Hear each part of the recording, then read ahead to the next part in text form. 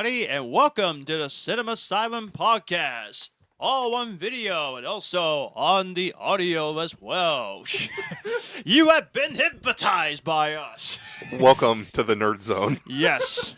I am John Thompson. I am the action and animation expert. I am Garrett. I am the indie film and drama expert. I am Matthew, one of the superhero and sci-fi experts.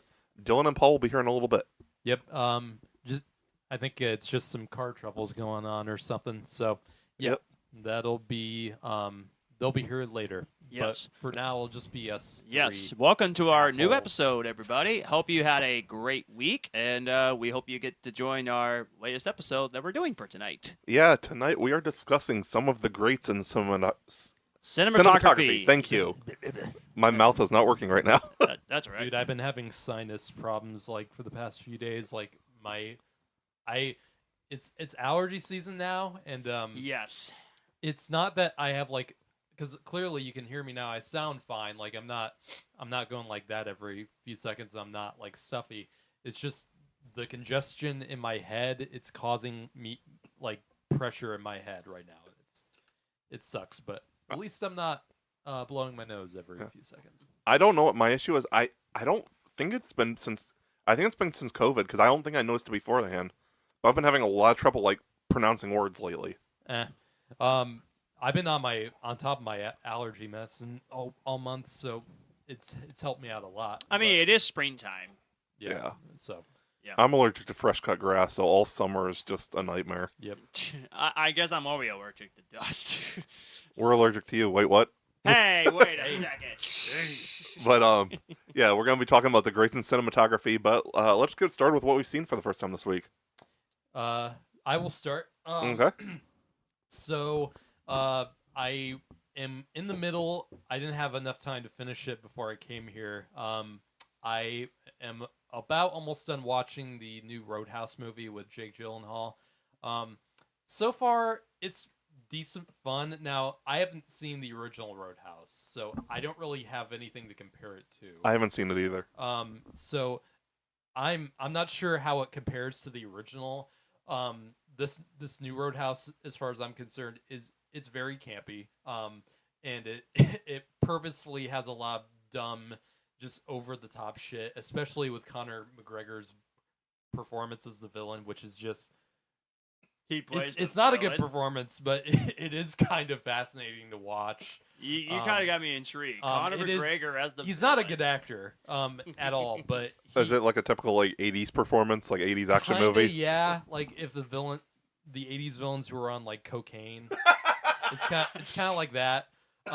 Gyllenhaal is pretty enjoyable to watch. I love Gyllenhaal, and it's not the type of performance I usually see from him in like an action movie like this. So it is kind of fun to see him in it, and he's got a lot of dry sense of humor to him. And I'm not sure if that's what Patrick Swayze did in the original film, or if they took a different turn with this new one. But it is enjoyable to watch, especially the fight scenes are really great. It's directed by Doug Liman, who has directed some great stuff. Edge of Tomorrow, which in my opinion is one of the most underrated It's sci-fi fantastic. I love Yes. it. of the past decade. It's great. I mean, it's so good. Also did stuff like Bourne Identity and Mr. and Mrs. Smith. So the fight scenes are really great. It has a bit of a identity crisis where I'm not sure if it's trying to be like a.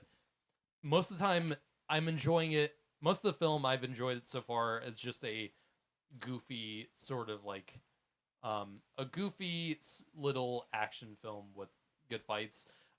But some of the times though, it's kind of hard to tell because it does take itself seriously, like 25% of the time. So it's hard to tell if it's really going for that campy tone.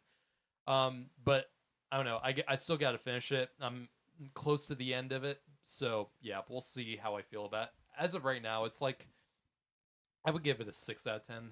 It's a perfectly serviceable film. Just I just don't think it's that great. And it's as far because Doug Liman wanted this to come out in theaters so bad. Yeah. Honestly, I think it works perfectly fine as like a streaming movie, and compared to like another recent action film that goes for more of a campy tone, that I think is actually better.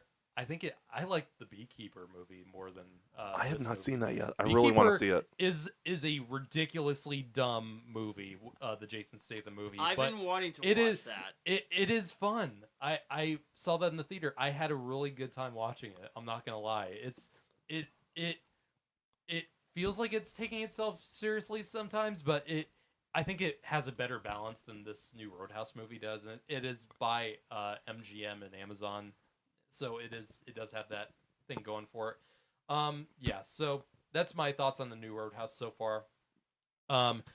Another movie I rewatched recently, 127 Hours with James Franco, which is an amazing movie. I haven't seen it yet. Regardless of what you think about James Franco now, it is he is a damn good actor, and that movie is just it's just exhilarating to watch if you've never seen it. Yeah, I need to watch It's that. haunting. I heard lots of good It's things really about it. painful to watch, especially the I ending. heard it's painful. But did he have to cut his hand or something like that in one scene? True story too. Yeah. And it's a great movie.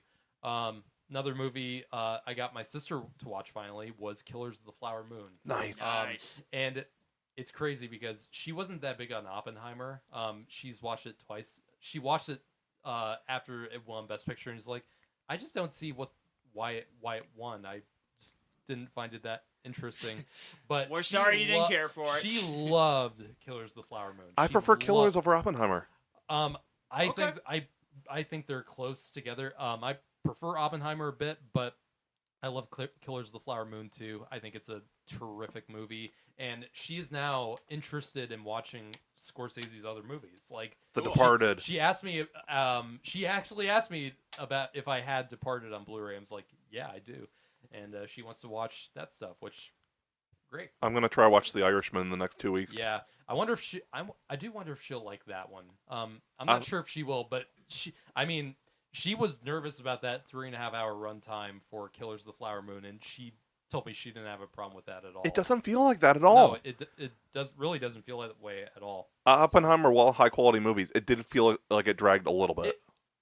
I disagree, but yeah, compared to Killers, like the pacing in Killers was more fast paced. Yeah, I can see that. Yeah. So yeah, that's my stuff.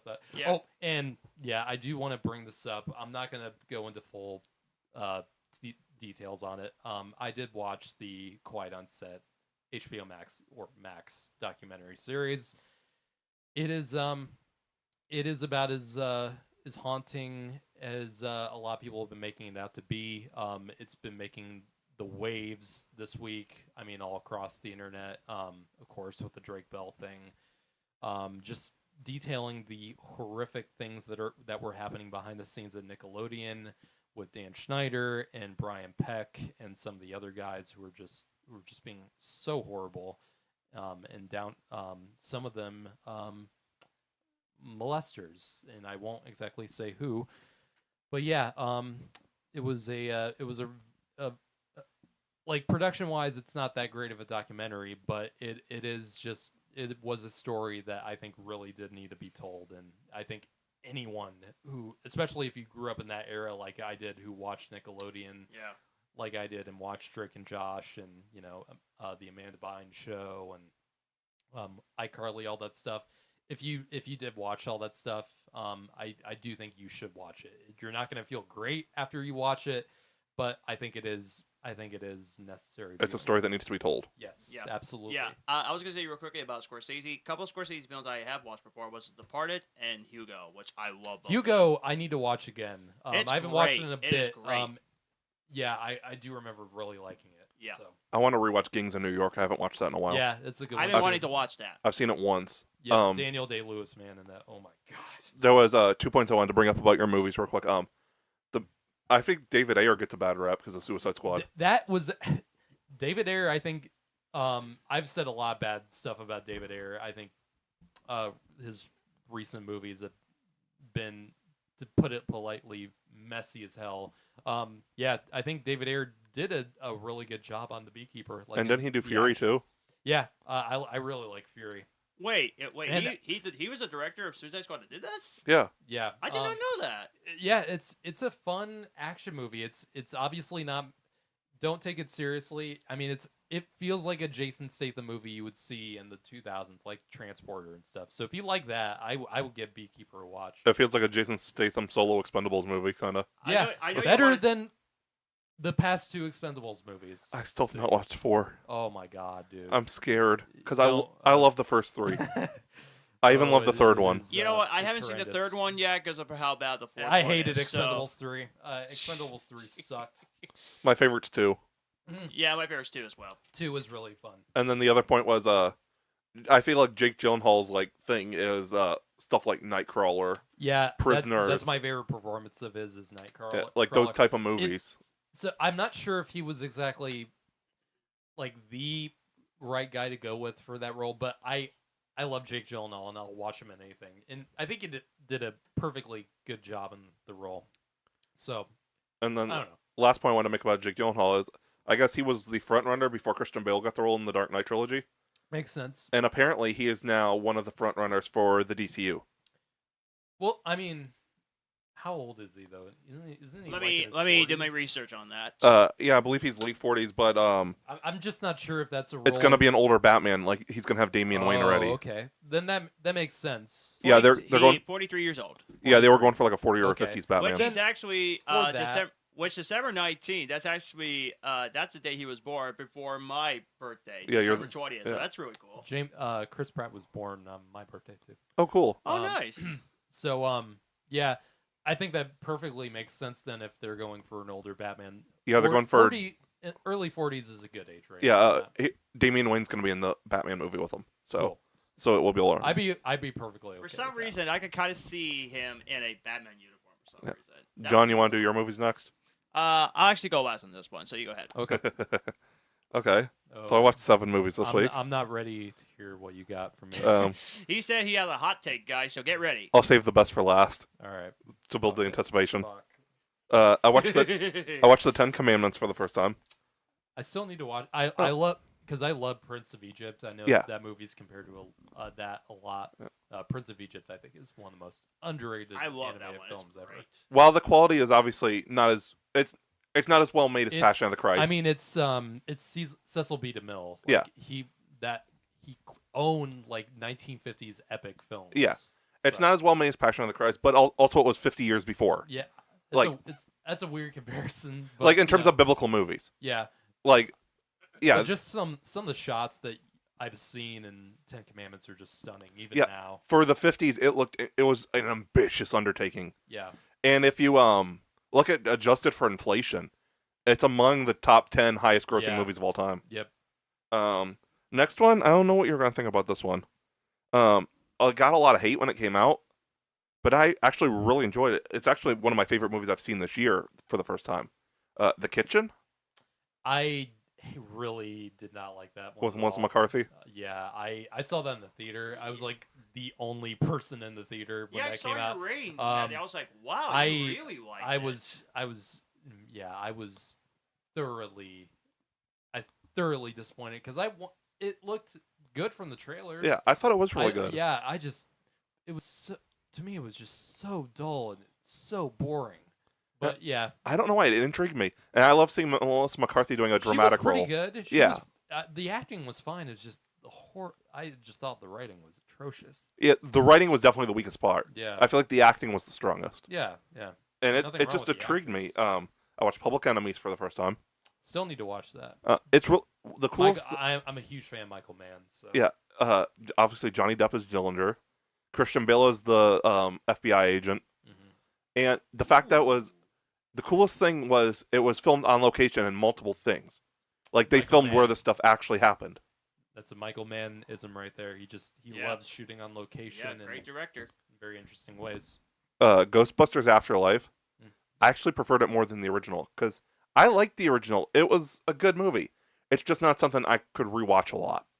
It's just I get that. it doesn't have the rewatchability for me. I'll rate the Ghostbusters movie when I do watch the other ones. The Exorcist Believer. Oh gosh. Hated it. I Not hated it. literally.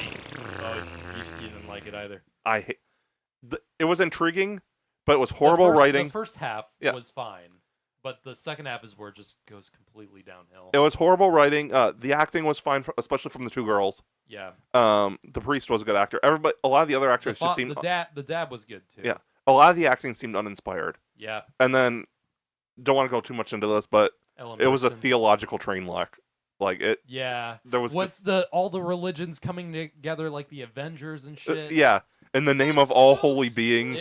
Yeah, I'm serious. They literally tried to do something like that with like all the religions, like Muslims, I mean, Christians. why are we rebooting The Exorcist to begin with when the original was already fine? Like, what are you doing? Money. Yes, it was money. Final two, I watched a documentary. No New Kind of Story, the real story of Tooth and Nail Records. Nice. Which, if you're unfamiliar, it was an indie label from like the early 90s. Oh, okay. It was basically, you had like your normal Christian labels with like the pop and stuff. And they sometimes had rock bands, but like this dude came out of college and he wanted to start a label for actually Christian young people. Punk bands, hardcore bands. And he like started it out of his garage.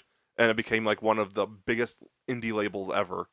Like they sold over, I think, 600 million copies. Nice. Wow. That's cool. Spawning bands like Under Oath, August Burns Red, like huge metal bands. Yeah.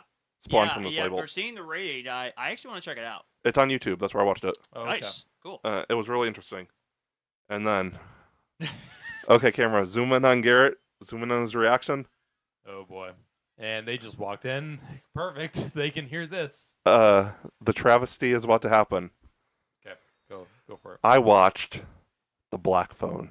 Oh boy. This was my third attempt to watch it. This was the. Oh man. This was my first time. I attempted it 3 times. This was my first time actually finishing it. Didn't like it. It bored me to death. Okay. Like I feel like it was. I'm not mad at that. Yeah, but, I feel like it was a good movie for what it was. It just did not interest me in the slightest. Yeah, I can see that. Yeah, I love the Black Phone. The Black Phone, I really do. I think it was a good, kind of coming of age story mixed with, a horror film. Because it took a lot of inspiration from like smaller, it took a lot of inspiration from like kind of older retro movies from like the French New Wave, like 400 Blows. And I'm a big fan of that era of filmmaking where it is smaller. To me, I really loved the characters in it. I loved Finn, the main character, Finn. I think the actor did such a great job. Love Ethan Hawke in that role. And it's such a interesting diversion because he's usually, Ethan Hawke is usually playing like pretty nice or either nice guys or somewhat, or just complex characters. It was really just nice to see him play like a straight up psychopath in a movie, which, and I get a kick out of that. I will give a positive note about it. I did enjoy the part where he's on the phone with Robin, I think his name was. His friend from the beginning of the movie. Yeah. And he's like, I'm right here with you or something like that. Yeah. I did find that cool, and I do prefer Scott Derrickson's other horror movies. I do really enjoy. I'm a huge fan of Scott Derrickson. Yeah. I think he did a terrific job on that one too. I really do enjoy Sinister and Exorcism. As far as scariness goes, I think Sinister for me is like his scariest movie. It's definitely scary. It just depends on what you're looking for. Because Black Phone is it's an intense thriller in a lot of spots, but I think it is more about the characters and the is more about the emotions than something like Sinister is, which I think is just straight up we're gonna take you to some dark places. I still really enjoy the Black Phone. Yeah, I mean personally for me, I kind of feel the same thing about Beetlejuice. Like I respected and a lot of things about the movie, but it just was not for me. And how the film got a PG rating is beyond me. Nice fucking model. It looks way too dark for a kids movie. What the fridge? That film would have got a PG-13. That film came out in 1988 with a PG-13 rating. It was a different time then. Yeah, it was. Yeah. Or airplanes showing bare boobs in a PG. Yep. Oh God! Although I did like the table scene where they were singing. That was a good scene.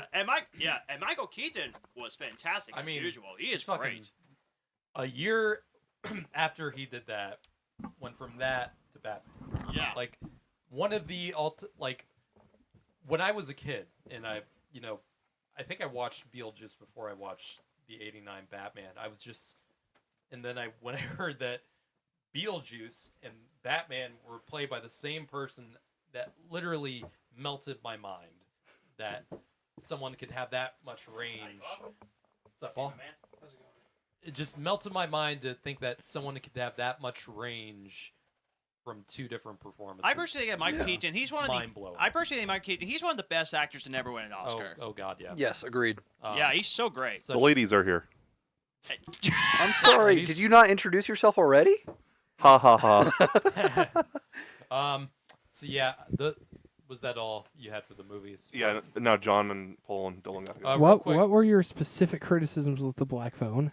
It just didn't really interest me. That was my biggest one. You told me more in private. Yeah, you did. Well, I said, you mentioned the world building. I didn't initially mention it. No. Yeah. No, that's not what I'm talking about. What?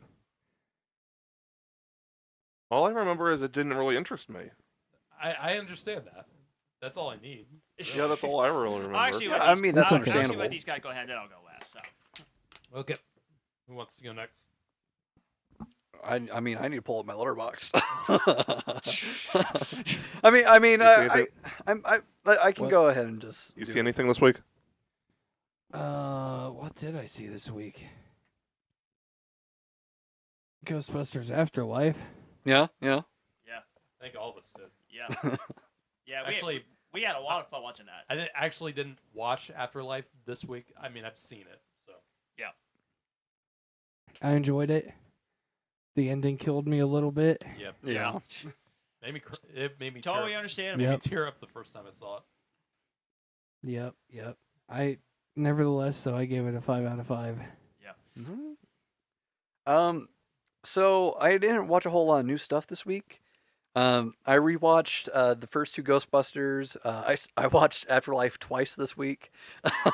There were two new things that I watched. I watched Frozen Empire, which if you guys haven't already said so, Yep. go check that out. We did our review. Yep. Yeah, just go see our thoughts about that. But I also watched Once Upon a Time in Hollywood for the first time. Nice. Ooh. Yes. Yeah, I liked it a lot. I gave it a 9 out of 10. What I shared on the Twitter page. What? You didn't see that? I shared a screenshot from it. I shared a screenshot from it. Effing hippie mother effers. Well, one of Tarantino's best endings ever. It's one of my favorite things that I've ever seen from him. I mean, the part with the flamethrower when that girl's in the pool. Yeah. Everyone in the audience when I saw that would cheered and stood up. Like it was Fucking good. It was This girl was on Awesome. fire. it was Twice. Awesome. Yeah, fucking twice. That was my immediate thought. I was like, she fucking died from being burned alive twice. And did you recognize Austin Butler in the movie? Yeah. Okay, just No, I knew it was him. curious. Because until Elvis came out, I didn't really pay attention to him, and Oh, that Austin Butler. Okay. yeah, he's one of the cult members.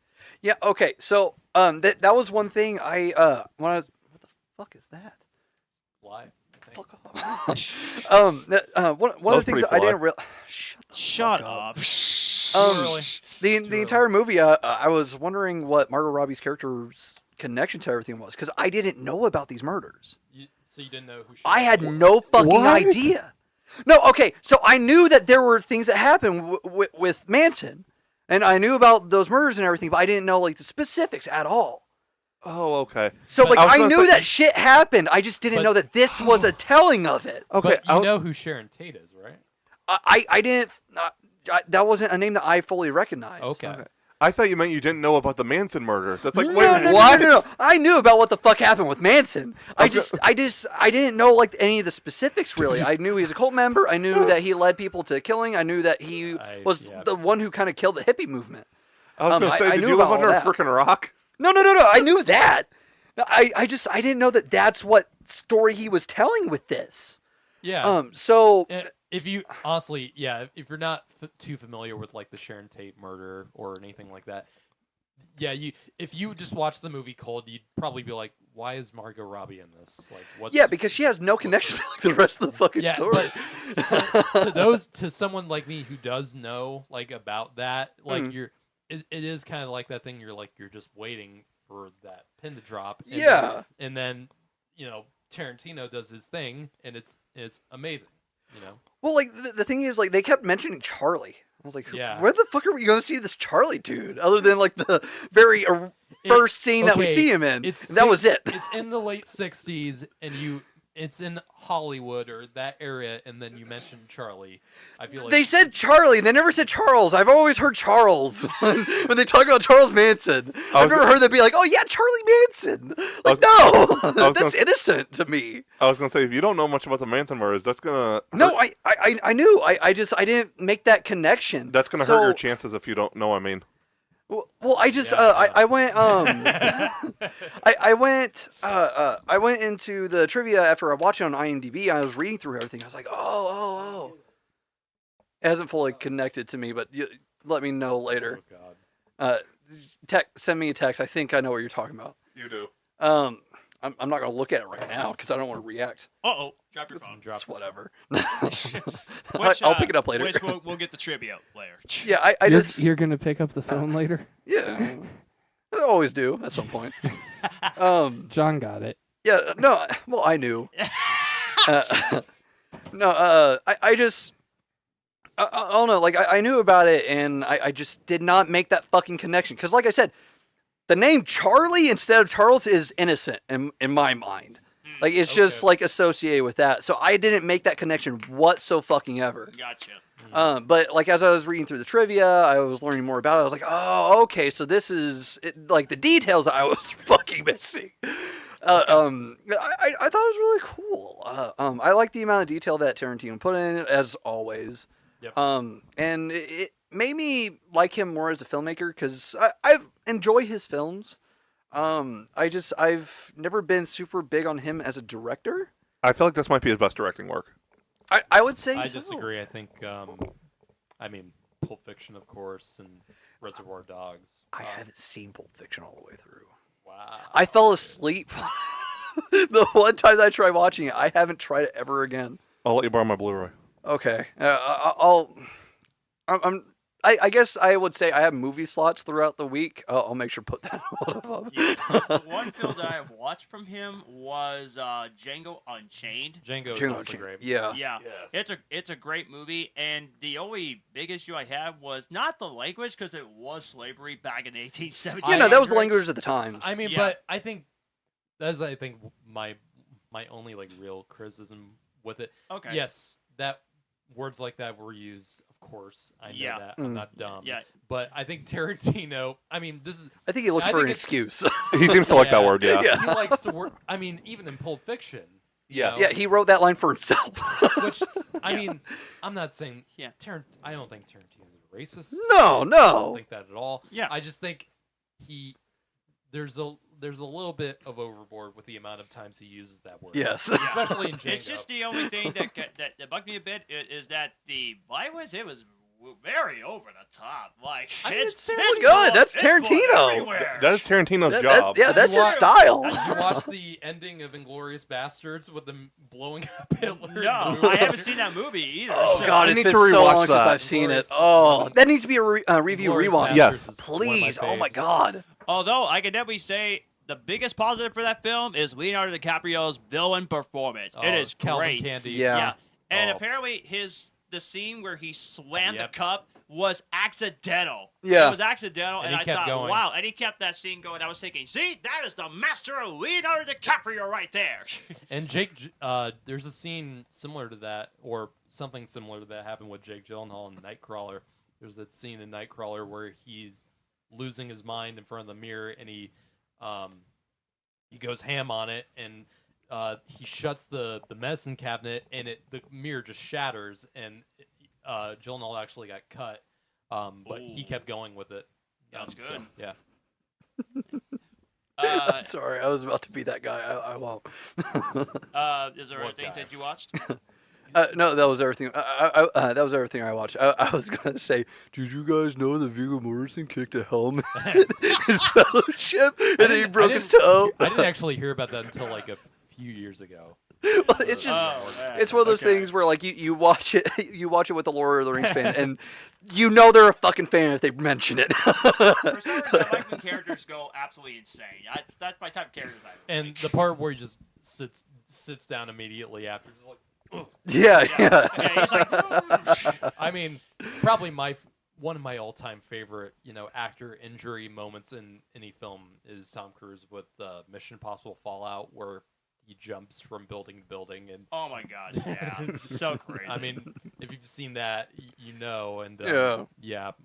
and he just the amount of just effort he put into that and just dedication, just amazing. Yeah, no, It's 100%. so great. But yeah, John, What do you got, John? want to do yours? Yeah. A couple of things, movies I've seen this week, and also another thing. A couple is the Ghostbusters movies. That's the only thing I watched. Afterlife, absolutely love. Frozen Empire, really enjoyed it. I will do more Ghostbusters rewatch after seeing those two films, so you will see a Good. ranking of it. So definitely in the future. And one more thing, viewers and listeners, I have a surprise for you all. That we attempted last week and failed. Yeah, it because of technical difficulty. Damn production! Curse you! It was our Okay. fault. Okay, so last week, I bought two movies on Blu-ray. I bought the first Dune on Blu-ray, which it did have the digital in there, but I couldn't use that digital because it was expired, which I don't understand because most of the other digital I had that were expired can be useful. So Warner Bros. That's They've stupid. been really cracking down on that, making sure they actually do expire when they expire. Oh No, God, I see. that's WB. That's so stupid. Okay, it's greedy. but Nobody it's- else expires. It's just WB. Yeah. Yeah. But I want it on digital, so I got a $10 iTunes gift card so I can actually buy it on digital. that's So I was able to get that on digital. And another movie that I actually bought, which it actually is including the biggest surprise for all you fans out there, so get ready to be excited. We have a digital movie copy to give away. Oh heck yeah! Yeah, Somebody start ringing a bell. Yes, it's the digital copy of Spider-Man Across the Spider-Verse. Yes. Let's go. Which is perfect for this week because the Miles Morales short film is coming out this week. Oh, yeah. I forgot that's about right. that. Yeah, there's doing a short film in the Spider-Verse universe, a Miles Morales short film. It will be on YouTube on the 27th. It is a horror film about him like losing his mind about having the spider powers. Like when he And first gets the powers, I think. Who made this? It's the Spider-Verse people. Yeah, no, It's like legit a part of the universe. official Yeah. thing. Yeah, I'm looking Huh. forward to watching that. yeah. It's I just it's all hear about him shit having randomly. anxiety. Okay, you told me last night after we got Ghostbusters, you told me about there's apparently an animated show coming and Yeah, all, on Netflix. all this other shit with Ghostbusters. Like, Yeah. I either like I'm in the wrong part of the internet or I'm just completely. I forgot it Out was of a the real loop. thing, too. No, I feel you. No, I I'm forgot about the same way. Yeah, it comes out the 27th. It's a short film. Apparently, it's him having a freak out on his spider sense. Yeah, he has And an it's like- anxiety attack the entire time. Yeah, like a psychotic episode. Yeah. Yeah. Yeah. So just to let you know, guys, why I'm doing a digital giveaway. I love the film so much that I do have the digital, but I don't have the Blu-ray and DVD. So I bought the Blu-ray and DVD that includes the digital copy, but I already have the digital. So this digital copy that I have here is yours to own for all you Cinema Asylum podcast If you have fans not- out there. If you have not seen this movie yet, Yes. you're doing yourself a huge disservice. So I believe you said 2 weeks. Actually, but now we're gonna do this a week. So you now guys have a week. So here's how it's going to work. You need to hashtag Miles Morales. I repeat, hashtag Miles Morales. You can type it on Facebook, on Twitter, on Instagram, or any other site. And, Under our official post yep, under our official post for the And- giveaway. Yep, and we will do a giveaway of who will win this digital Spider-Man Across the Spider-Verse. So I know a lot of you guys want it. I only have one, and that is it. So for all you excited fans out there, we will do a drawing during the podcast next week. Yeah, So the giveaway post will be the official episode post when we post the YouTube link, and If you share it, you get a bonus entry like we did with Oppenheimer. Yep, that's what we're gonna do. Yeah. So you can type in the comment section Miles Morales, and we will do a giveaway of who will get the digital. So good luck to all you Spider-Man fans out there. Woo! Woo! Well, speaking of superhero, I think it's time for trivia. Yes, it's time for trivia. What? Ice kind of screwed up yesterday. Paul wasn't sure if he was coming, so he did his over the phone. Except he wasn't finished formulating his answer, so Okay. I cut him off. Dick. So he gets one of the 4 points as a pity point. 'Cause Okay. this is where. Because you screwed me over, Sorry. asshole. I'm probably not gonna get this. I didn't study. I've been so Well, fucking we busy. shall see. I've seen plenty of 2000 superhero films, so we'll see. Well, This should be fairly easy. I purposely did not do the MCU because you mentioned the MCU. Yeah. No. Well. Yeah. MCU wasn't a thing yet. In It was 2008. 2008. Yeah. Well, there's only like 2 movies in that Three. period. Well, No, 2. yeah. Just Iron Man and Incredible Hulk. The other ones were I 2010. don't even. Iron Man, The Incredible Hulk, and The Dark Knight. Those were the 3 2000s superhero Iron Man to 2. me. 2000s to me Iron Man is 2 like is 2010. pre-MCU. Oh, I always get 2009 and 2010 mixed up with that one. I think Thor. That's all I this think. In this trivia, you will get the title of the movie already. Okay. Okay. In Watchmen, which actor or actress already knew the source material and actively campaigned for a role in the movie? Uh, It's one of 3 people for me. Malin Ackerman would be my guess. Fuck, it's one of 3 people. Carla Gugino. My guess would be Billy Crudup. He's who my guess would be. I would say Jackie Earl Haley. He was one of the other ones I was guessing. I'll wait till everybody gets their final answers. Oh, God. Now I have to figure out which one of you 2 answers. Crap. John, do you want me to give you a suggestion? Please, Because please do. those are 2 of the 3. My third one was Jeffrey D. Morgan.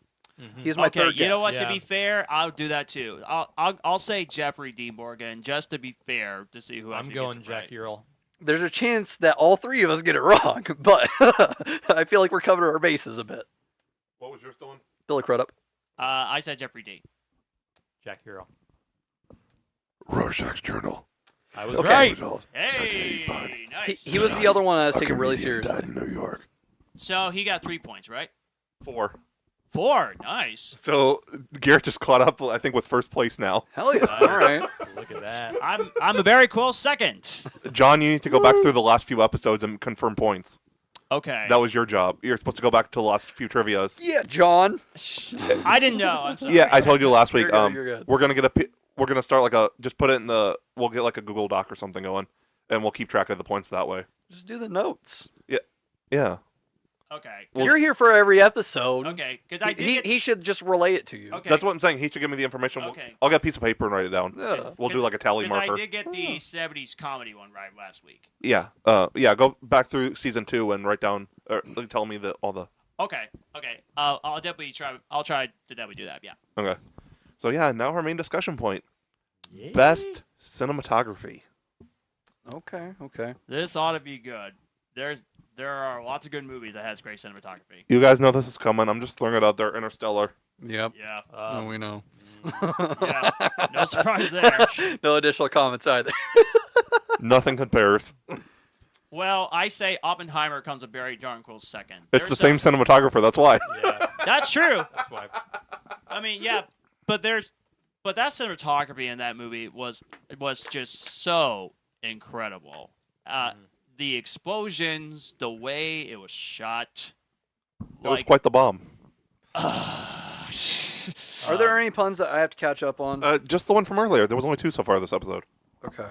Wow, lovely. I might have to go last. All right, Matthew, you're at 355 now.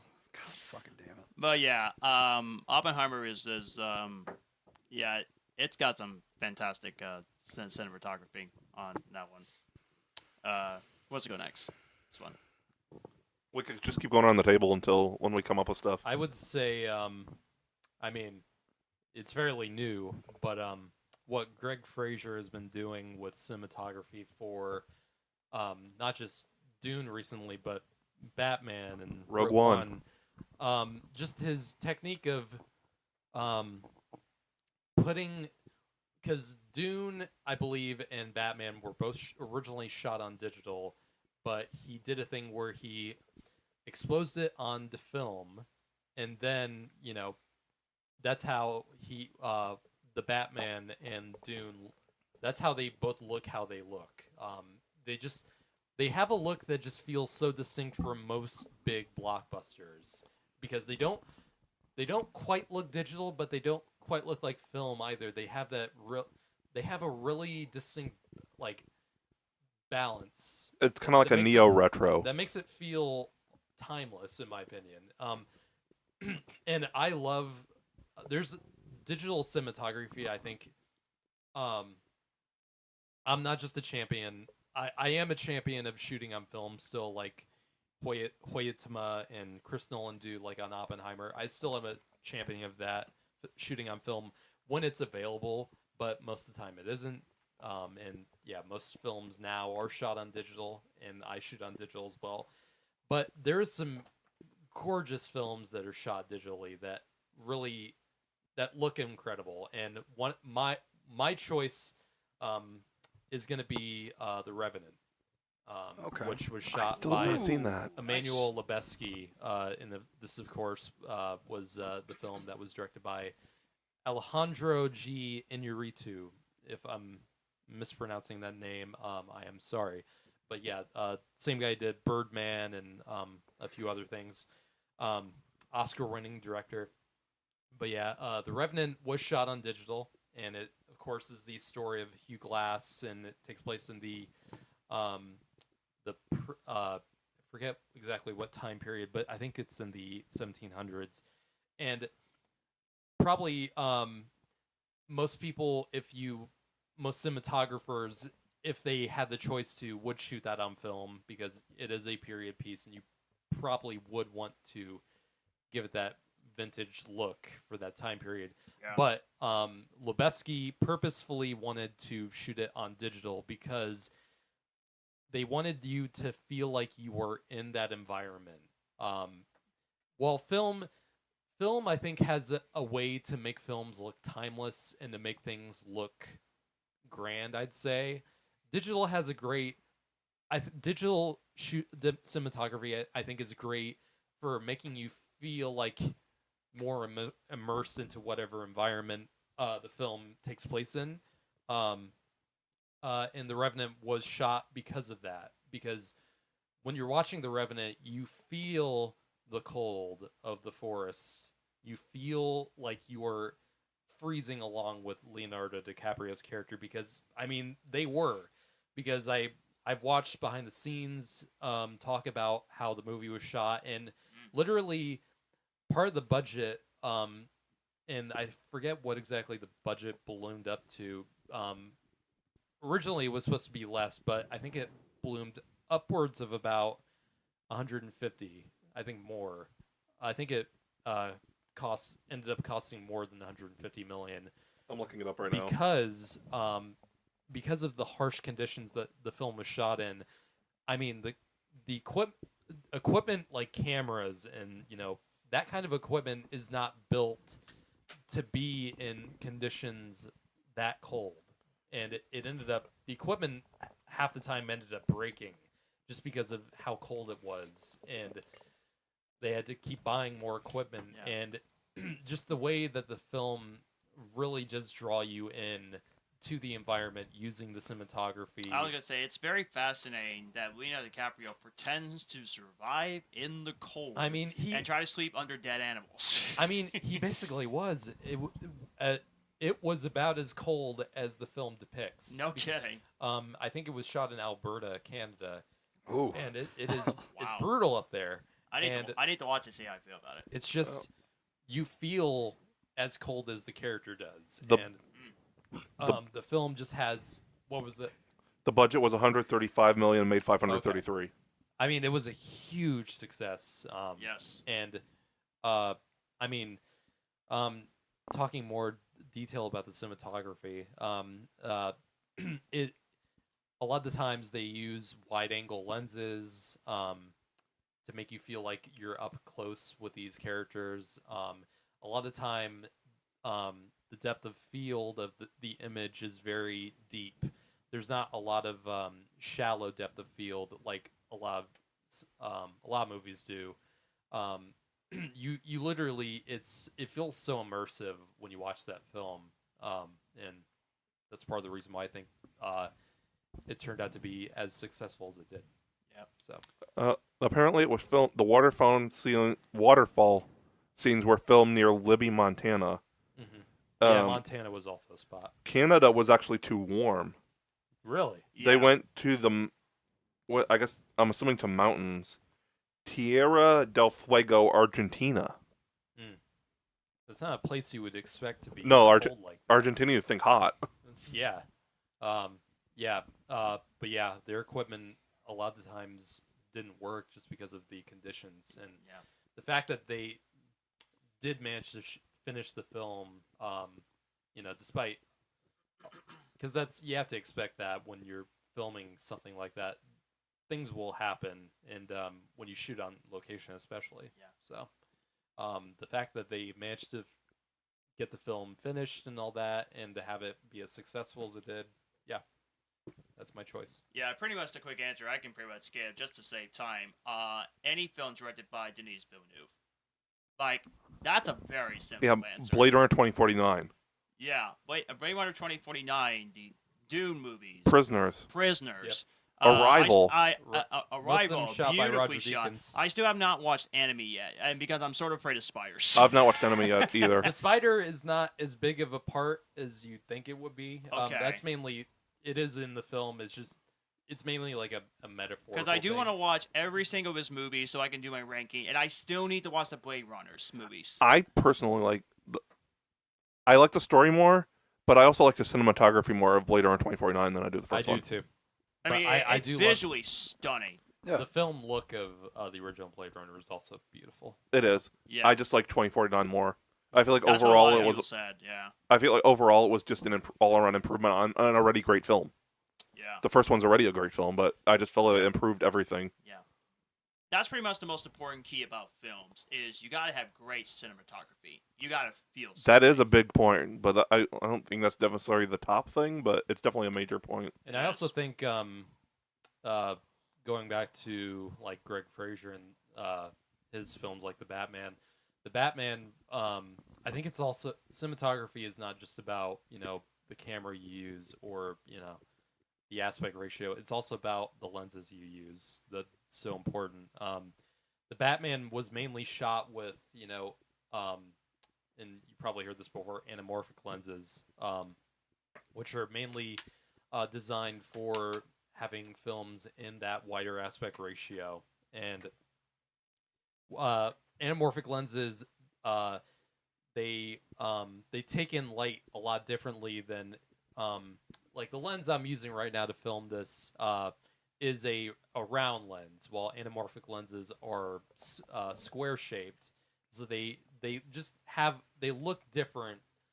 I mean, if you look at them side by side, like on the surface, you probably be like they look similar, but just the way that light, especially in the Batman, just the way that the colors kind of like everything looks kind of faded, but it looks beautiful in the way that it does it. It looks very grungy. And I love when films are shot on anamorphic lenses. Another example of this is a film that I think needs more love and attention is The Empty Man from 2020. And this was a horror film that came out of nowhere, and it came out during the pandemic, and it was originally a 20th Century Fox film. It was originally meant to be released earlier, but then Disney came in and didn't really have any idea what to do with the film, and they just pretty much shoved it out there. And now, I mean, you'd have to rent it now to watch it, but it actually got a release on HBO Max, and that's how a lot of people got to see it afterwards. But yeah, that film is also shot in a lot of anamorphic lenses, and I think that movie is gorgeous. It's a really haunting film. It's a really unique film, and like the Batman, it's also shot on similar lenses, and yeah, just has a really unique look that you don't really see too often.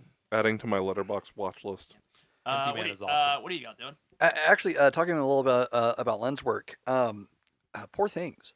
Yeah, That was one of the things that really stuck out to me with that movie. Yeah. That was how I knew I was mean, going to like it. the- Was just the use of the various lenses that they did. I mean, it goes from really wide fisheye lenses in like a millisecond to going back to what would mostly be like I would consider like medium length lenses, like that focal length. This is very technical, but I work in cinematography, so Yeah. I consider like the medium range of that would be like 20 millimeter to like 70 millimeter. Yeah. And 80, like I have an 85 millimeter lens. I consider that what would be has a really long focal length that you can like you can really get close onto. That's referred to as a telephoto lens. And I also have a fisheye lens, as they call it, and that's 12 millimeter. Yeah. And with Poor Things, I mean, some of those shots look like they were shot with like, I don't know, 6 millimeter. Like it's insane how wide some of those shots are. But it is gorgeous though. Yeah. Well, that's a movie that I probably will never watch. You shouldn't. You wouldn't like it. No. I should. I had to admit, though, it is one of those movies where I'm thinking, how in the world did they do that? Well, Like, it's so impressive. It is. I liked a lot of the movies. The movie cinematography is great aside from the lens work, but the lens work Yes. really makes it pop.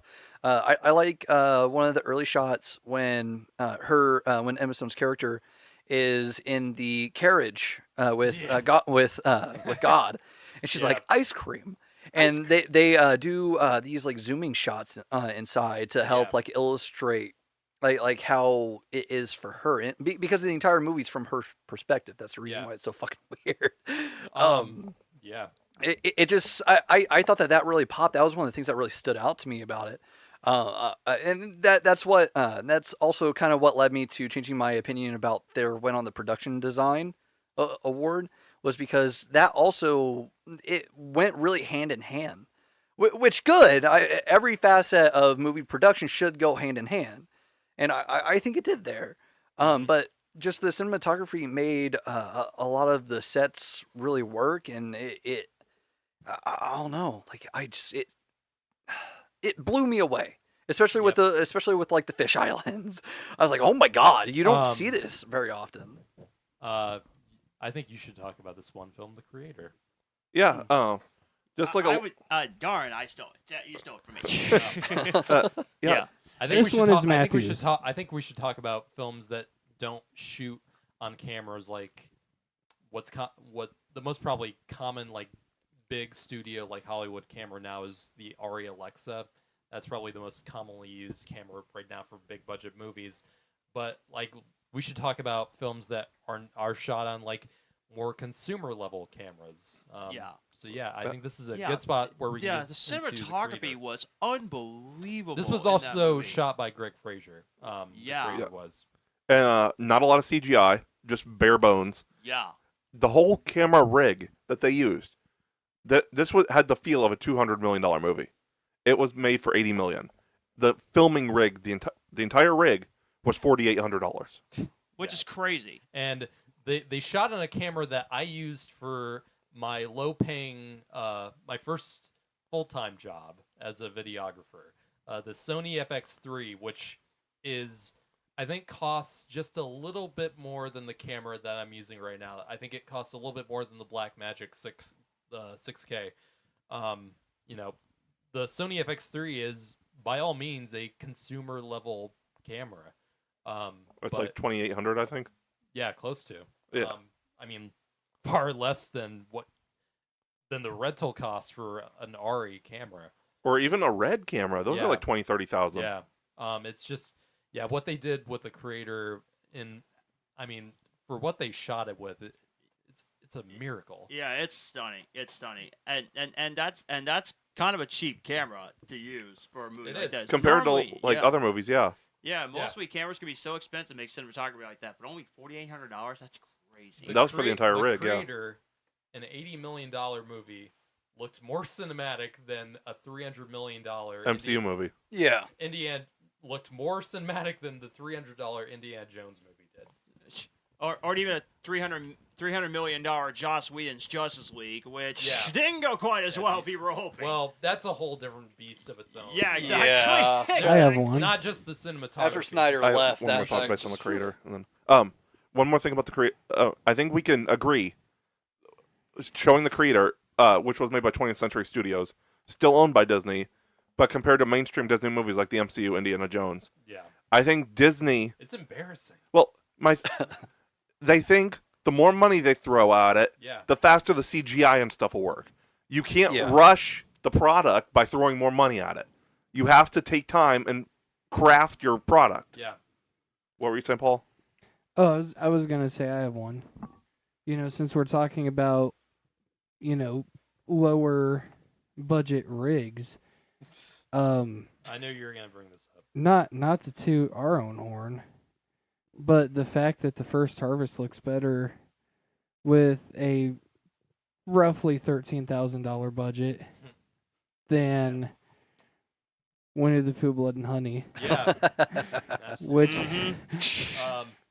and it's amazing. And yeah, First Harvest was shot on this thing. And I think that's a good That point. that is the phone. And that is, I mean, it's a lot of movies have been shot on like smartphones. The phone, boss, the phone. And I think this is a good chance to talk about some movies that were just shot on iPhone. There's even someone- some Netflix originals that have been Yes, shot on iPhone. A film that one of the directors that uses iPhones a lot for making movies is Steven Soderbergh, who is most known for probably the Ocean's 11 movies and Magic Mike. Yeah, Magic Mike. John's but favorite movie. No, it's not. He's a very experimental filmmaker, and as far as I know, he's shot 2 movies, maybe more, but 2 movies that I've seen at least that were shot on an iPhone. One of these was a movie I saw in theaters a few years ago that was Unsane, a movie starring Claire Foy. It's a thriller, stalker thriller, and it was shot on, I forget which iPhone model it was shot on, but it was shot on the movie came out in 2018, so it was like iPhone like 6 or something like that, maybe older. A really interestingly shot movie. You can tell it's not shot on a high budget camera, but it really does have a distinct look, and it does make you feel like you're in a claustrophobic environment because it is shot on a pretty short focal lens, so it's a very wide angle that you're getting most of the time, and it does put you in some uncomfortable shots. So I actually read about this movie, and I was reading about. I get articles come up since I like longer movies about long movies, and this is a David Lynch movie. It's a psychological thriller that came out in 2006. It's a 3-hour movie. It's called Inland Empire. yeah, that movie was shot on some interesting stuff. I haven't seen the movie. I've wanted to check. I it want to out. do it as a review rewind. Yeah, It was done on a camcorder, yeah, a Sony camcorder. Oh, nice. Okay. like a really like a pretty cheap one. Yeah, 2,500, I believe it said. Yeah, The budget was like $3 million. isn't it like a 3-hour movie? Yeah, it's 3 hours. But it has Laura Dern, Jeremy Irons, Yep. Oh. Harry Dean Stanton. Like, it's got a solid cast. Wow. Yep. Okay. Um, Okay. So I definitely want to do that for a review rewind, just for the technical aspect of I'm down it. for it. Another interesting another movie that was shot on iPhone. You might have heard of it if you're an indie film lover. Is Tangerine. This was directed by Sean Baker. In 2015, it was when the film came out. That was shot on an iPhone 5S, and it was shot on an anamorphic lens anamorphic lens for an iPhone. So they got that kind of look like Batman did, but just on a more iPhone level. And the film, like Unsane, has a really unique look because of it, because it takes place in the streets of Los Angeles, and it follows this group of this group of hold on, I haven't seen the movie in a bit, but I remember really enjoying it, and it follows this group of really strange people, and it has that kind of unique look to it that makes it stand out from other films that might have, other Hollywoodized films. And I really recommend checking that film out, especially if you're into cinematography. And hey, Paul, do you have a favorite cinematography that you liked? Ooh. For me, it's really hard to. And don't you dare pick. say me. As far as indie films go, yes, I will say you. As far as indie films go, and I promise you, I'm not just saying that because I work with you, like literally every other Saturday it seems. I'm not just saying that because I watch a lot of indie films. I love a lot of indie films dearly. Yep. Your work is, in my opinion, the best that I've seen of indie films. Thank you. Garrett, I genuinely mean that. that. That makes some great work. Yeah. No, that is the God's honest truth. As far as like bigger studio movies, I don't know a lot of names, so I'm just gonna say movies. Same. I feel like Oppenheimer is by far the best I've seen. Hoytema Van Hoytema. Who also did Van Interstellar? Hoytema. We're gonna ignore that though because I hate that movie. That is another movie I watched. I actually watched I watched part of it earlier today on your Vudu. Oh, you did? Yeah, I made it about 30 minutes in. So you haven't even gotten to the space part yet. No, that's the thing. It's a space movie. I want to be in space. Well, you need that. You gotta go to the whole character film to setup go on to Earth. space. I will say though, it is more interesting than what I remembered. And once you get to the space stuff, especially just It gets drastically better once they're in outer space. just the visuals. I I like yeah. all the stuff on Earth. I really do. I- No, it's good. It's one of my favorite movies, but the visuals alone should make anyone at least want to watch it all the way through once. Yeah, Yeah. agreed. One day it'll happen. I understand why people don't like the ending, especially. So, Right. I mean, I do want to heard I a- do want to rewatch it because I wanted to love it. I really do. Here's a space movie for you, Paul, that you do enjoy: The Martian. Yeah, That is great cinematography. Absolutely. I thought so. I forget where they shot that though. Unfortunately, not Mars. That would have been cool. I was about to say bars. Duh. Elon wasn't that rich yet. Okay, I got oh, go ahead. I'm sorry. Is the middle of my list interrupting the beginning of yours? God, John. I was also going to say The Revenant. Yeah, Um, Revenant looks awesome. It's just so good. And also, Matthew, I started my top 100 movies of all time list. It's in the top 75. Oh, The at Martian? least. Revenant. Oh, okay. The Martian is in top 100 for sure. Yes. Okay. I didn't mean to interrupt you. My bad. It's okay. It's okay. Okay. Oh gosh, it's totally slipping my mind. Bear with me. I have the headache from hell, y'all. Mind keeps on slipping. See, this memory issue I'm having right now is something that I normally would expect from John or Matthew because they're old fucks, but Shut up. That wasn't the joke I was expecting. Oh my No, goodness gracious. Interstellar or shit, Oppenheimer. Yes. Oppenheimer. Oppenheimer is my favorite. Revenant, Martian, and then I think that those would be my biggest ones, really. And also, I'll wait till you. Yours. Okay. Thank you. Okay. Yeah. I got a couple. I gotta talk one more Christopher Nolan film. Inception got incredible. That's what I was gonna say. Got incredible cinematography. And I gotta get the last one, which I haven't watched yet. But however, I do want to bring this up because I cannot believe how incredible the cinematography is, and that is 2000: A Space Odyssey. Yeah, 2001. Yeah.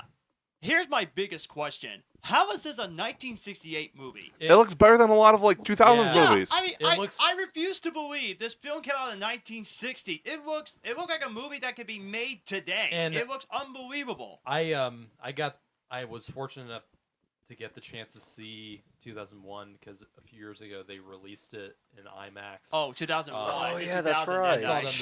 in the. Think I saw it in the State Museum Theater. It just, Oh, wow. And they had the intermission and everything. Like, probably top 5 greatest theatrical experience I've ever had. Like the sequence with at the end where he goes through the what I call the star. It's usually called the Stargate. Yeah. That trippy sequence.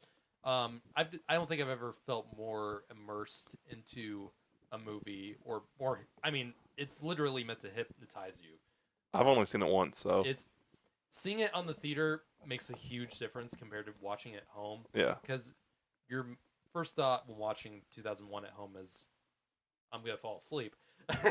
But no, watching in the theater, it really does feel like it really does boost the experience. There's that you not have much watching. dialogue in that movie. And right? that's the Stanley Kubrick thing, of course. But like, it just looks 1968. It just looks amazing. At least with watching it at home, watching it on a projector is better than a TV. Yeah, That's a little bit better. I still it refuse. still to, looks stunning. To I this still day. refuse to believe it came out in 1968. Yeah. That is crazy. I mean, you can refuse to believe it, but them's the facts. I refuse. And I refuse to believe that you're under 90, John. yeah. I've got a couple more, And also but the Garrett, set- what you This got? is not about the cinematography, but the sound in 2001 is just so crystal clear for the time. Yes. Yeah. And I'm not usually used to that when watching a movie from Yeah. like the 60s, but the I sound definitely, is just I so definitely want to good. watch it, but I'm so worried that this movie could say I love the visuals, but the movie may not work for me because there's not much dialogue in this movie, right? Yeah, There's whole segments where it's like 30 minutes without Yeah. dialogue. it's just dead silence. So I hope the movie doesn't ruin it for me because It's a I very- do want to watch it. it's a very therapeutic movie, I'd say. Yeah. Okay, I get this sort of like a Fantasia thing, I guess. I love Fantasia. Right. See, it's the I love that opposite of stuff. Fantasia, it sounds like. I guess so, but yeah. I've got a couple more. I don't like these two as much, but I feel like the cinematography in The Last Jedi and Rise of Skywalker is really good. I'll especially definitely agree Last about Last Jedi. Jedi, yeah. Yeah. Rise You of know, I'll give it Skywalker, I that, didn't yeah. think so. For me, it was a lot of the time was just really dark and kind of ugly. Last Jedi, especially in like the throne room. Yes. Yeah. That's what I was thinking And specifically. the last like the climax on the red salt planet. Yes. That looked Crate. That looked Yeah. insane. I love the scene beautiful. where one of the Star Wars characters was walking. It was literally like fire was surrounding that character. Yeah. That is an awesome shot. Whatever you think about Last Jedi, it's a gorgeous movie. It is absolutely Yeah. gorgeous. Going back to more Hoytma? Is that how you say it? Yeah. Ad Astra. Yeah, Ad Astra looks great. Oh my too. gosh, yeah. Yeah, especially like any of the stuff. They go to Mars in that one, right? I believe. Yeah, they go to Mars. Yeah, any of that stuff looks amazing, Yeah. especially the moon sequence. Yeah. Oh, not the- just on a special effects level. 'cause The Land Rover scene. Yeah, Yes, that was so amazing. sick.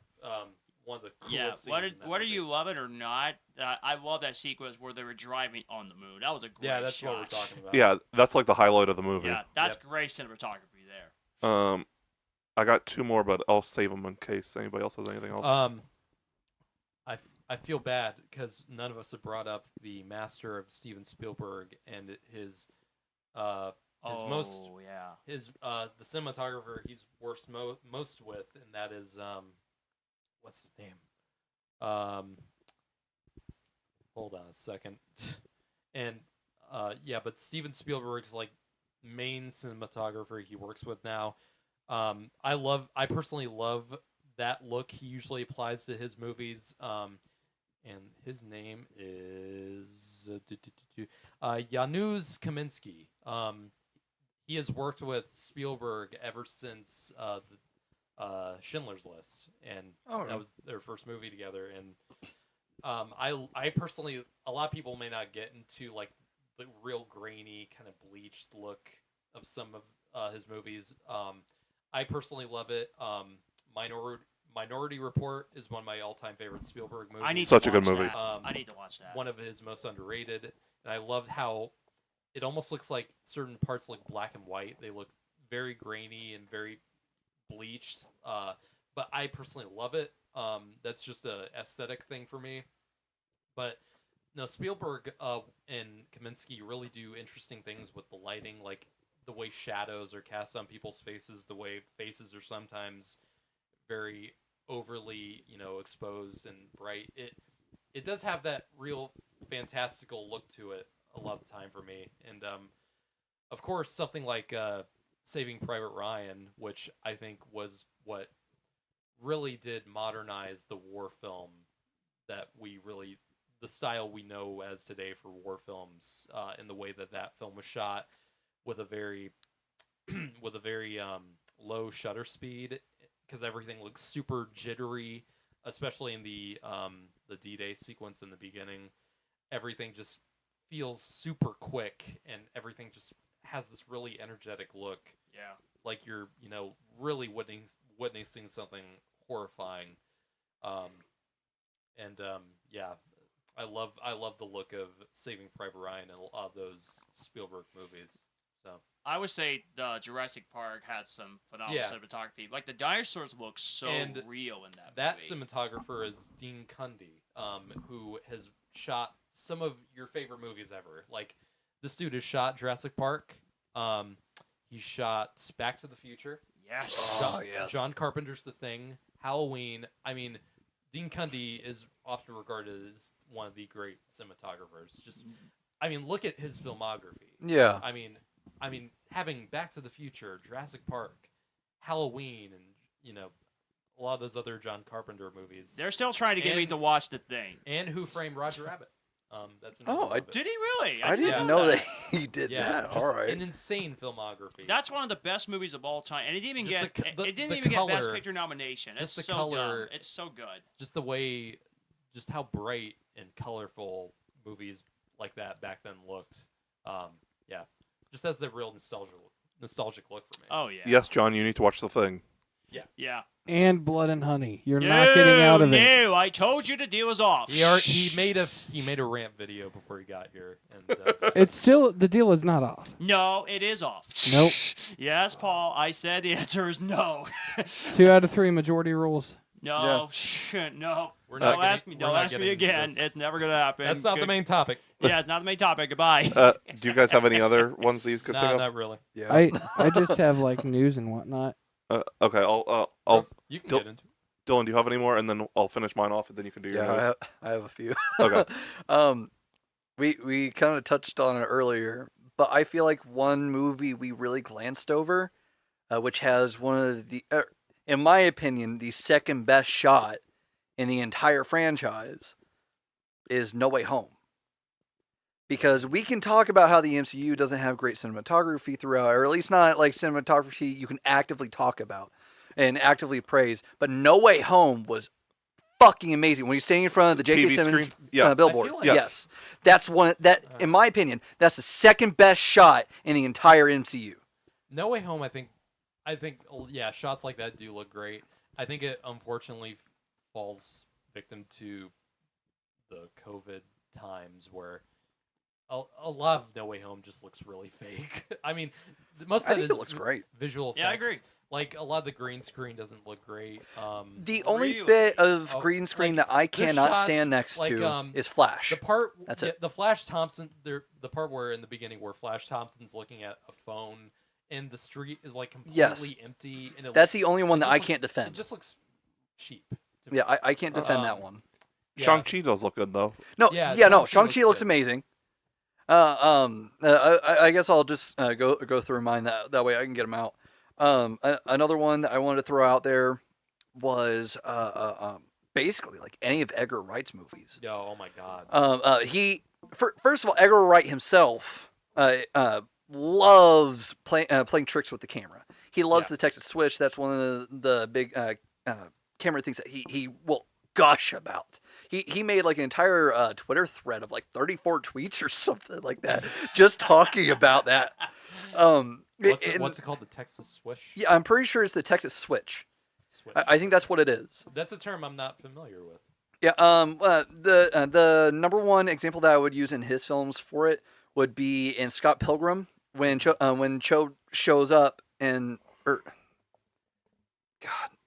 when Knives shows up, and she's like, "Hey, is Scott here?" And you see Scott take off to the other side of the room, one of the and then just funniest immediately things go ever. back through and jump through the window. And he's like, "Yeah, he actually just went out." That's not just because he's my favorite director, but I just feel like him and the cinematographer work really hand in hand together, which is, in my opinion, how it should be. I need to rewatch Scott Pilgrim. I've only seen it once. It's awesome. It's one of my favorite fucking movies of all time. It's one of my 4 on Letterboxd. I also really love Baby Driver. The cinematography in Baby Driver was really good, in my opinion. I need to watch that too. I fucking love it. Baby Driver was actually shot by Bill Pope, who Yeah. is famous for The Matrix and Yeah. Spider-Man 2. Bill Pope is also great. I like it. There was like one other that I really wanted to mention. Yeah, my 2 other ones are older. Mauro Fiore. I hope that I pronounced his name right. Mauro Fiore. He also did Avatar. Yep. But I won't say some of the other movies that he did because I don't think. Nope. I don't think we need to get into that right now. Yeah. So don't bring him up. I'm surprised that we haven't talked about. We kind of brushed on it with Paul and I came on earlier, but Tarantino's films. Yep. Like those are also shot really fucking well. I don't know if he has one principal cinematographer that he works with, or if he's used a variety throughout. No. But I feel like It's just Tarantino's style. Yeah, Himself. yeah, Not the cinematography style. It's just his style. yeah. I don't know, I just there was something about how Once Upon a Time in Hollywood was shot. I can't really put my finger on it because I really do think that that's the best shot film out of all the ones that I've seen. Yeah. Again, I haven't seen Pulp Fiction all the way through, but like Reservoir Dogs, Hateful Eight, Django Unchained. I've not watched Hateful Eight yet. It's fun. Yeah, I really like fun it. I can understand some of the criticisms about it. I've got the Blu-ray. I just haven't watched it yet. I recommend it. I think it's a great watch. I really need to rewatch is it. just irresistible. In that Yeah. movie. Just so much fun It's to watch. stacked. The Blu-ray was $4.80 on Amazon last year, so it's like, Oh yeah, my god, that's I bought a it. steal. Yep. That would probably be the other mention for me is almost like any of Tarantino's films. I think they're all shot really well. I think it's because he also coordinates really well. Derek, do you have any more, Garrett, or was that it? Okay. No. Okay. Derek Van Lint is a cinematographer for this movie. One of the greatest sci-fi horror movies of all time. You guys know where I'm going with this. Yeah. Just like the low tech look, like Which Alien. one Alien. Yeah. like the yeah. moody hallways and just how it looks really low budget, even though it's not. Like, Yeah. it just seems like really like indie style, just low tech, like Yep. just it's a whole look of its own. The, Like the the way that shadows are placed, lighting through structures, in the Nostromo, Yeah. a lot of those tunnel or corridors, Yeah. lighting through the vents and stuff, giving it a The- really, eerie element. yeah, Well, part of it's the production design too with Yeah. that, but you can't even, yeah, Alien is- it goes hand in hand. Yeah. And now we're going back a really far in time. Metropolis. Yeah. Oh classic. yeah. For the time, it was It's incredible. revolutionary. What year did it come out again? 1927. Wow, It still even holds up today in some ways. that's what I heard. Like, the production is incredible on that, and the cinematography. I think I have one more to get to, and then I think Paul's got his thing, yeah. on in that era, you also have to bring up the German expressionism and how they use shadows, especially on films like Nosferatu. Yes. The way that shadows are casted on walls, like it's in a whole other like plane, like a whole other world, and it's the look of like that. The look of German expressionism is going to inspire me to make a certain idea I have for my own film using that kind of style that a lot of silent films use. Nice. I cannot wait to do that thing Paul and I were telling you about. Mm-hmm. That's going to be really fun. Yeah. But yeah, I think I'm done. yeah, I think Yeah. that's it. Yeah, So fall. that's it for me. Yeah. Did you say you had some news to talk about? I have news, and then if I can do a quick review of the convention I was at. Yeah. Yeah, go ahead. Okay, cool. All right, so I do have a bit of filming news for Alan and Mikac Films. This Saturday, we are filming Rickety Antiquity, which is actually... It originates from a short story that Heidi wrote for her online page years ago. And, like, from the first moment that I read it, I was like, we need to make this into a short film. Because the premise was so good. So I told her that we needed to do that, and she wrote it, and it was amazing. So we're finally filming it. The primary cast for that is Joe Rosing, who's out of the Chicagoland area, I think, around the Chicago area. Wakanda. Yes. It is actually. It's not spelled like Wakanda, but yeah, it is. Oh, okay. Whenever he said that, my inner Marvel fan kind of freaked out. Yes. But Joe Rosing, Caitlin Skinner, Caitlin's daughter Ella Skinner. Oh yeah. Myself and Heidi are going to make cameos. Kenny Hertling is in it as well. There's going to be some voiceover from a gentleman named Eric Olson. It's going to be a very fun little short. And then I have briefly discussed this before, but on my birthday of all times, we are going to be working on a short film called No Paradise, which is initially I wrote it about a year ago, and then about 2 weeks ago or so, I can't remember exactly how long, I decided to go back to it. I rewrote parts of it. I restructured it a little bit. I made it less of an expositional piece, for example. I also changed the ending, but I'm really excited to film this one. The only thing that I'll say about it is it's going to be a haunted house short that has family drama done differently than what you normally see. Haunted house, sign me up. Yeah, I said the same thing. I want to stress, though, because there's a lot of haunted house pieces out there. There's a lot of family dynamics that are shown in these movies.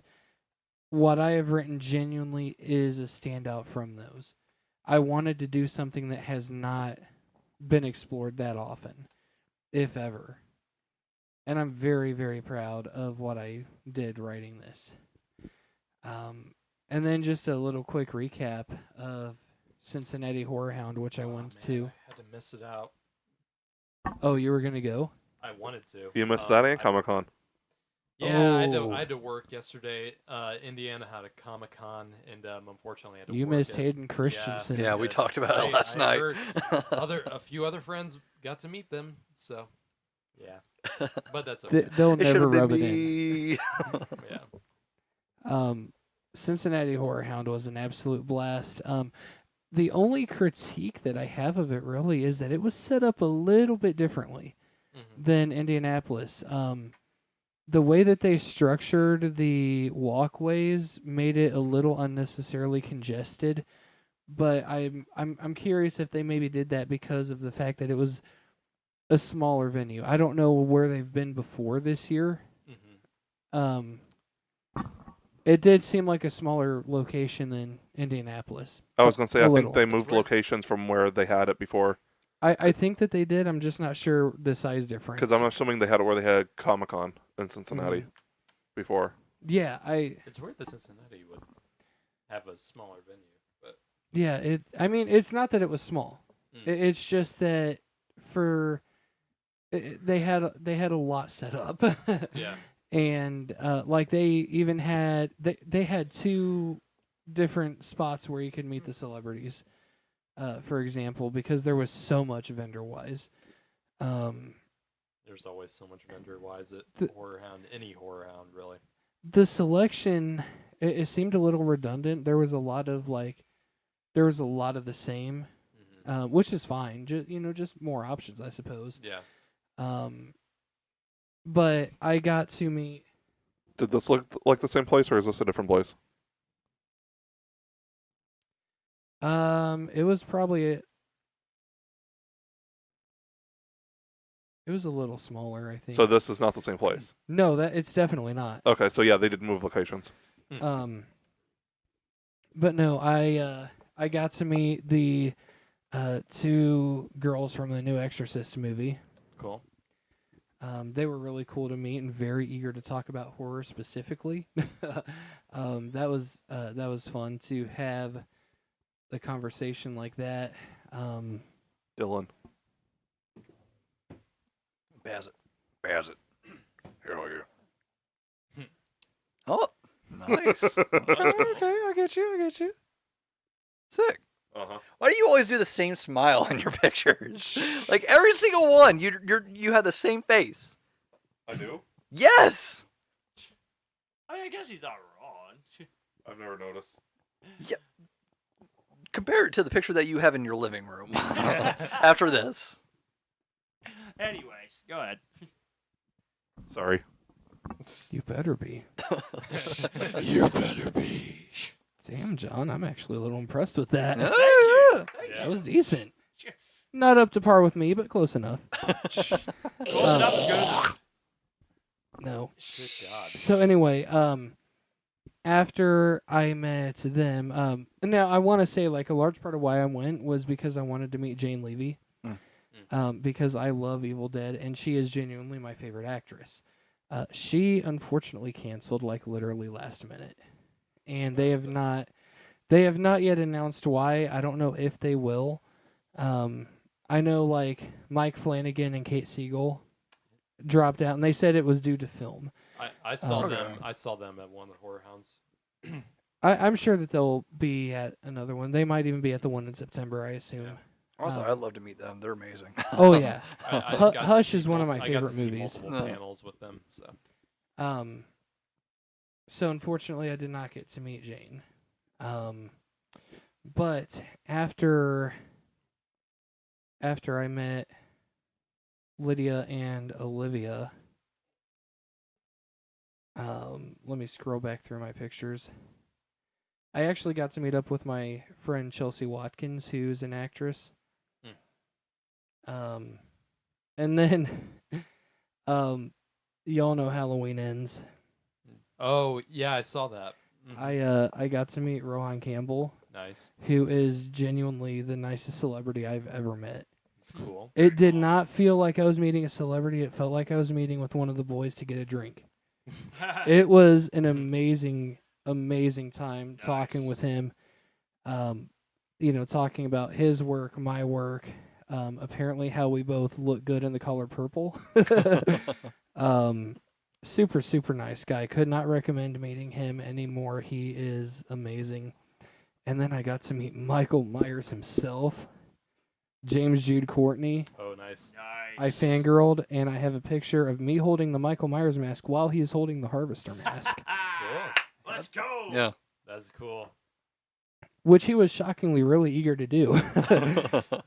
I didn't know if that would come off as tacky or not. Right. That's really cool, though. Yeah, that's awesome. This one is going to be kind of painful for me to say, because I've been a fan of this man for literally most of my life, at least 85%. And I was so disappointed whenever I met him. Mick Foley from WWE. Oh. Cactus Jack, Mankind, Dude Love. Whenever I met him, now keep in mind, this is somebody that inspired me to wrestle, because he I mean, he's not as big as me, but he is a bigger guy. So whenever you see a bigger guy wrestle, you're like, I wonder if I can do that. For me, that was Mick Foley and Bray Wyatt that got me into wrestling. Anyway, so I go up and I'm talking to him, and I'm trying to make small talk, telling him, the different ways that he inspired me. Halfway through my sentence, he's like, "Hold on a second," and he takes out his phone and starts texting. Oh God. And then he sends a voice clip. And on top of that, you paid money to meet him. I did. I did. You're No. you're paying money to spend a few minutes with him, and Yeah, he I can't mean, even be bothered. even if it's only a couple minutes, just to tell him my story, him say whatever, but the fact that he spent probably a collective minute and a half on his phone, Yeah. I would like to give him the benefit of the doubt because I mean he's not known for horror, he's known for wrestling, so it might not have been his crowd, but that still wasn't an excuse. Yep. If you're making an appearance and somebody's literally giving you money to meet you, and you do that, it left a sour taste in my mouth. I would like to try to meet him again one day, perhaps at a wrestling convention, just to see if it's different. Purely to see if it's different. Yeah, that's fair. Because I've never heard any stories like that about him before. So, just an odd occurrence, I hope. But I was actually going to leave it at that, but I couldn't leave on such a sour note. And I knew Heather Donahue was going to be there from Blair Witch Project. Yeah. But I felt like because she doesn't do a lot of appearances and she's basically a hermit, I felt like that she was probably going to be the most expensive one there. She was the least expensive. That seems right. $20 for a picture. That was it. That was it. I mean, it doesn't seem like she's the type of person who would expect that much from others, especially 100% agree. From a movie that came out like 99, almost right? 30 years ago Yeah. at this point. Fuck you. Or That means I'm almost 30. Actually, 25 years ago. We're getting there. We're getting there. Let's Both not. of you, shut up. Hey, I'm don't sorry, worry. old man Walker. We- My bad. A man who's old, his last name has to be Walker. Anyway, We'll get off your So- lawn. Oh, John finally So- said he's getting into his age. so whenever I saw that I could logistically meet Heather Donahue without killing my bank account, I decided to, and she was an absolute sweetheart. One of the nicest people I met. She saw my necklace, the one that Heidi gave me, that has myself and my mother from Christmas 2012 on it. And like she asked about it, asked who was in it. I told her the story, how my mother got me into horror, how she raised me on it, showed me Blair Witch Project whenever I was like 4. And I thought she was going to cry. That's how personable she was. Not even just with me, but with other fans too. She took her time with everyone. If you ever do get to meet Heather Donahue, you should. If you ever have the opportunity to meet her, you should, Donna, do that. That was really dumb. Hold on. I I think I closed out of it. All All 203. I met up with my friend Jessa, who is an actress. Jessa Daisy. Still haven't met her. We'll be working with her and Sister Sullivan at least. Oh, cool. Always a fun time whenever we get to interact at conventions. And then I met Ken Forey. Nice. Super nice guy. I met him too. A couple of years ago. Yeah. He's a really nice guy. Yes. Let's just say that there's a couple things in the works. Really? I'll tell you after we conclude recording. Because is he acting anymore? I'm not sure if he's acting, but I'll fill you in. Okay.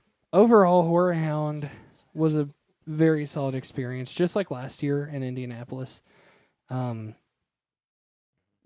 know that they're not going to be in Indy again this year. They're actually going to be in Cincinnati again in September, I think. So, depending on who is going to be there, I might try to go again, but I am going to Scarefest in October, so I might have to skip this one. Like I said, just depending on who. Scarefest, Matthew Lillard's going to be there. That's one of those ones that like I would probably travel to Nashville for, even if it was only to meet him. Okay, I'm joining you. I want to meet him so I've bad. seen him on multiple occasions. You know, He God. just seems like a really nice Yes. guy. He really does. I'm curious because he will obviously have a very long line. I'm curious how personable Very. he'll be with everyone. He seems super personal. I see videos of him all the Yeah. time on TikTok embracing fans because they start Yeah. crying because they met him, and like it's not just because of like his work on I'm not popular gonna movies like lie. Scream, but like also Scooby Doo. Yeah, I'm not gonna lie. You know that he might be the one celebrity that I would actually tear up meeting. I was He gonna might say, be the one. like that sounds awesome, man. Like man, Holy shit, that was really good. Yeah, that was really good. That was frighteningly good. I'm trying to actively work on it because Now we need to do like a audio bit where I'm Scooby, you're Shaggy. I'm so fine with that. Oh my god. Like Scoob. Patreon content. Hi, Chucky. Do you have some Scooby snacks? What was that? That was Scooby Doo. okay, dude. that wasn't bad. Yeah, thank you, Garrett. Riggs is a monster. Like Scoob, you're right. Hey, my coworkers thought I did good when I was doing Scooby Doo, so. But was that all you got? Oh yeah, that was pretty much it. I'm super excited to get these short films out there. Of course, we're continuing Where and Lies Continue. I'm still busy editing. I don't know if That I'm gonna have funeral time- scene- I'm not gonna have time to finish it this week. That funeral scene is It probably is coming in good. I just have to do some more things to it, and work is gonna be murder this week. Yeah. Mhm. Don't forget before we go, digital copy giveaway. Don't forget, next week we will announce the winner for anyone that hashtag Miles Morales. So again, good luck to you all. When's the 100% deadline? Is it like midnight on Saturday or? I would say midnight Saturday. Okay, yeah, Okay. midnight Saturday, and that's when it'll end, and we will do the drawing Satur- by the time we do our recording. Saturday night at 11:59:59. Yes. Okay. Make sure to like, comment, subscribe, all that good stuff. Make sure to share, drop us a rating on audio platforms if that's how you're listening. Yep. Make sure to recommend us out. It helps boost our audience a lot, and it allows us to be able to create more content for you. Give us feedback. Yes. Negative, positive, Yeah, whatever. yeah. A lot of people have been giving feedback on last week's video, and we've been trying to, respond to that and take, take that criticism. I've been doing some more work on the channel. We've been putting up putting more effort into the thumbnails, and I think that's going to drive more attention to us. And we hope you guys enjoy the rest of content coming. Yes. Like John said with the giveaway, you can hashtag Miles Morales on the official post for the giveaway. That will get you one entry, and if you share, retweet, whatever, you get another entry, a bonus entry. Yep. And we will pull them out of that. We'll pull names out of a hat next week again during the episode. Yep. Can we pull them from my cowboy hat? I like the face down there. Chris hat. Yeah, I like that idea actually. My cowboy hat? Yeah, let's do it. Hell Let's yeah. do it. Okay, we'll switch between hats back and forth. Okay. Okay. So we'll see you all next week for another fun episode, whatever we're gonna do. Yep. See you See you next guys. week. God bless. See ya. We have been the Cinema Asylum podcast. You guys were awesome. Thanks for coming out. Good night.